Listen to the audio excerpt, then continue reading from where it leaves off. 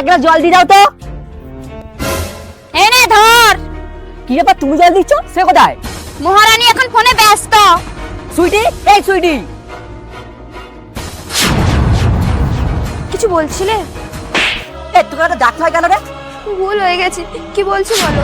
এবার থেকে একবার ডাকবো, সামনে এসে হাজির হবি, ঠিক আছে?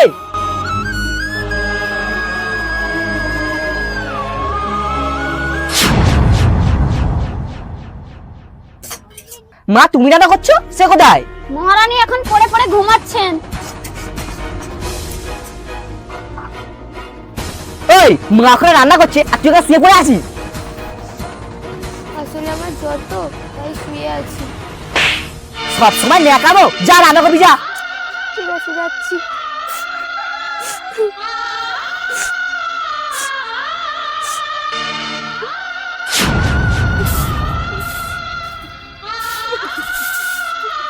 এমা তুই কাঁদছিস কেন?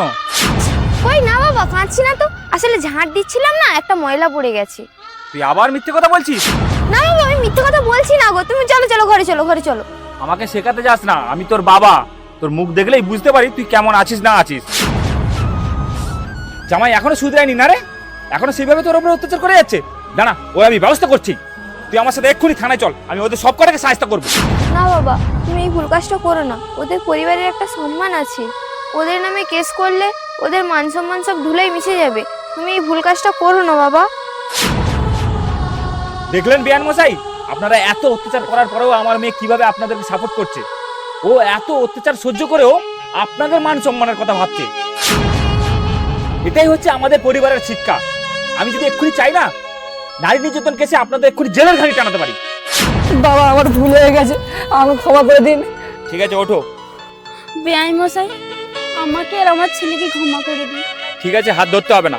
আপনারা যে নিজেদের ভুল বুঝতে পেরেছেন, এতেই আমি খুশি। এনে মা, এতে তোর আর তোর শাশুড়ি শাড়ি আছে, যা ঘরে যা। বেআই মশাই, আপনিও চলুন। হ্যাঁ চল। বন্ধুরা, একটা মেয়ে অনেক আশা নিয়ে সে তার শ্বশুর বাড়ি আসে, তার উপর অত্যাচার নয়, তাকে মেয়ের মতো ভালোবাসতে শিখুন।